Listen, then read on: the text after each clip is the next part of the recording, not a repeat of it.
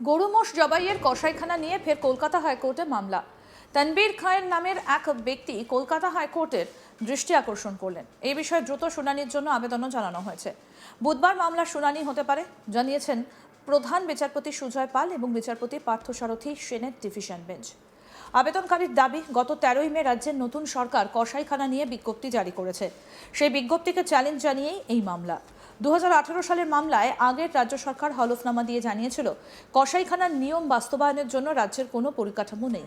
বর্তমান রাজ্য সরকার আদালতে হলফনামা দিয়ে জানাক সেই পরিকাঠামো আদৌ রাজ্যে তৈরি হয়েছে কিনা।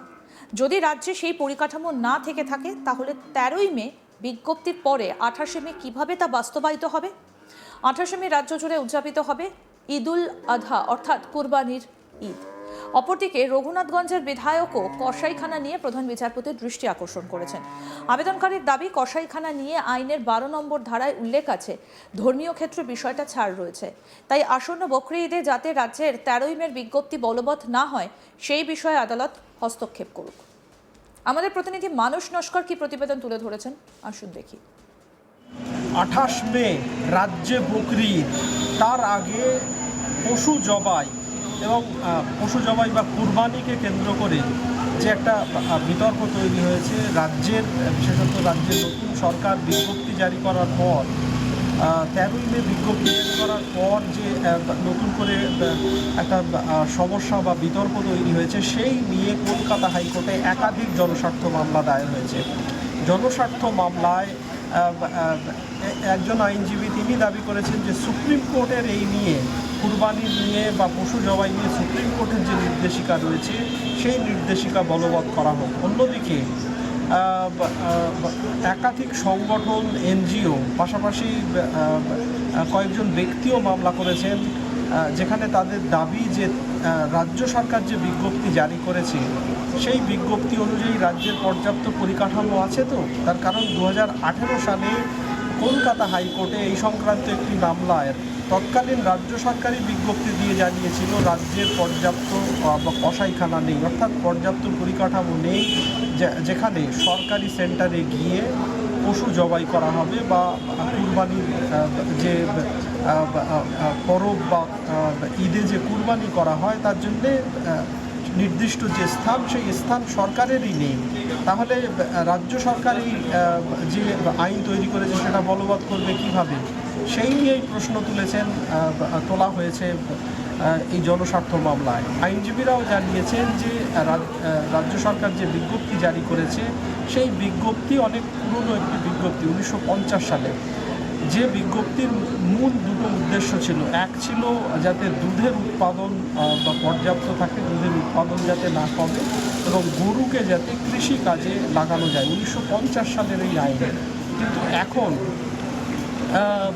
দীর্ঘ 70 বছর পর সেই আইন কতটা গুরুত্বপূর্ণ বা কতটা প্রয়োজনীয় বাস্তব আজকের দিনের পরিপ্রেক্ষিতে, সেই নিয়ে প্রশ্ন তুলেছে। তার কারণ এখন কৃষিকাজ লাঙল ছাড়াই বহু ক্ষেত্রে হয়ে থাকে বলে আইনজীবীদের দাবি। পাশাপাশি দুধের যে উৎপাদন, সেই উৎপাদন কম হওয়া নিয়ে যে প্রশ্ন তোলা হয়েছে সেটাও অপ্রাসঙ্গিক বলেই আইনজীবীদের দাবি। পাশাপাশি মামলাকারীরা যে প্রশ্ন তুলেছেন যে রাজ্য সরকার বিজ্ঞপ্তি জারি করে বলেছে যে নির্দিষ্ট সরকারি কসাইখানাতে এই জবাই করতে হবে বা কুরবানি করতে হবে, সেই পর্যাপ্ত কসাইখানা কি আছে।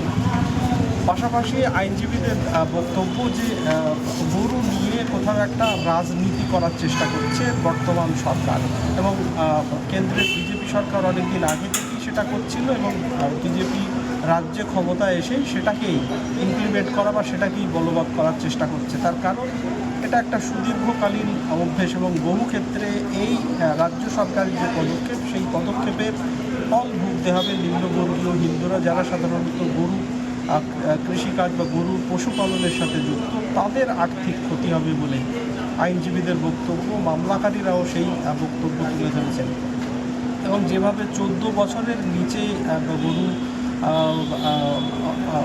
বলির কাজে বা কুরবানির কাজে ব্যবহার করা যাবে না বলে বিধিনিষেধ আরোপ করা হয়েছে, এবং সেটা নিয়ে গোটা রাজ্য জুড়ে এই বকরি ঈদের আগে যেভাবে ধরপাকড় চলছে, যে বিভিন্ন জায়গায় আটকানো হচ্ছে, সেই পরিপ্রেক্ষিতে ইতিমধ্যেই কলকাতার নাকোদা মসজিদের পক্ষ থেকে কোথাও একটা অভিমানের সুরেই জানানো হয়েছে যে আসন্ন ঈদে তারা কোনো রকম গরু জবাই করবে না বলে সিদ্ধান্ত নিয়েছে। এর ফলে নিম্নবর্গীয় যারা হিন্দু, যারা গরু পশুপালনের সাথে যুক্ত, তারা আর্থিকভাবে ক্ষতিগ্রস্ত হবে বলে আইনজীবীরা উল্লেখ করেছেন। সব মিলিয়ে নতুন রাজ্য সরকার পশু জবাই, গরু মোষ জবাই নিয়ে বা কুরবানি করা নিয়ে যে নতুন করে যে বিজ্ঞপ্তি জারি করেছে, সেই বিজ্ঞপ্তিকে চ্যালেঞ্জ করে কলকাতা হাইকোর্টে দায়ের হয়েছে একাধিক জনস্বার্থ মামলা।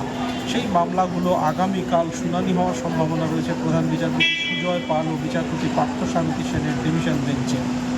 এবং সেখানে প্রশ্ন তোলা হয়েছে রাজ্য সরকার যে বিজ্ঞপ্তি জারি করেছে, সেই বিজ্ঞপ্তি কতটা ইমপ্লিমেন্ট করা বা কতটা বলবৎ করা সম্ভব, সেটা নিয়েই প্রশ্ন রয়েছে। তার কারণ রাজ্যের আদৌ এই পরিকাঠামো আছে কি না, সেটা নিয়েই সন্দেহ রয়েছে বলে মামলায় জানানো হয়েছে।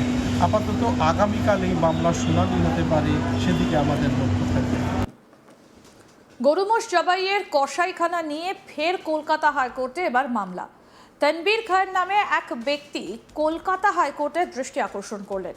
এই বিষয়ে দ্রুত শুনানির জন্য আবেদনও জানানো হয়েছে।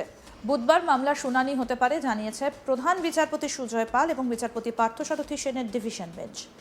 আবেদনকারীর দাবি, গত 13ই মে রাজ্যের নতুন সরকার কসাইখানা নিয়ে বিজ্ঞপ্তি জারি করেছে। সেই বিজ্ঞপ্তিকে চ্যালেঞ্জ জানিয়ে এই মামলা। 2018 সালের মামলায় আগের রাজ্য সরকার হলফনামা দিয়ে জানিয়েছিল কসাইখানার নিয়ম বাস্তবায়নের জন্য রাজ্যের কোনো পরিকাঠামো নেই। বর্তমান রাজ্য সরকার আদালতে হলফনামা দিয়ে জানাক সেই পরিকাঠামো আদৌ রাজ্যে তৈরি হয়েছে কিনা। যদি রাজ্যে সেই পরিকাঠামো না থেকে থাকে, তাহলে 13ই মে বিজ্ঞপ্তির পরে 28শে মে কিভাবে তা বাস্তবায়িত হবে। 28শে মে রাজ্য জুড়ে উদযাপিত হবে ঈদুল আদহা, অর্থাৎ কুরবানির ঈদ। সুতরাং সেক্ষেত্রে রঘুনাথগঞ্জের বিধায়কও কিন্তু কসাইখানা নিয়ে প্রধান বিচারপতির দৃষ্টি আকর্ষণ করেছেন। আবেদনকারীর দাবি, কসাইখানা নিয়ে আইনের 12 নম্বর ধারায় উল্লেখ আছে ধর্মীয় ক্ষেত্রে বিষয়টা ছাড় রয়েছে। তাই আসন্ন বকরি ঈদে যাতে রাজ্যের 13ই মের বিজ্ঞপ্তি বলবৎ না হয়, সেই বিষয়ে এবার আদালত হস্তক্ষেপ করুক। এখন দেখার যে আদালতের শুনানিতে কি বিষয় উঠে আসে। কারণ ইতিমধ্যেই আমরা জানি যে 13ই মে নতুন বিজ্ঞপ্তি জারি করা হয়েছে নতুন সরকারের তরফ থেকে। বকরি ঈদের রাস্তায় গরু জবাই করার এবার অনুমতি চেয়ে হাইকোর্টে মামলা। গরু মোষ জবাইয়ের কসাইখানা নিয়ে আবারও হাইকোর্টে মামলা হলো।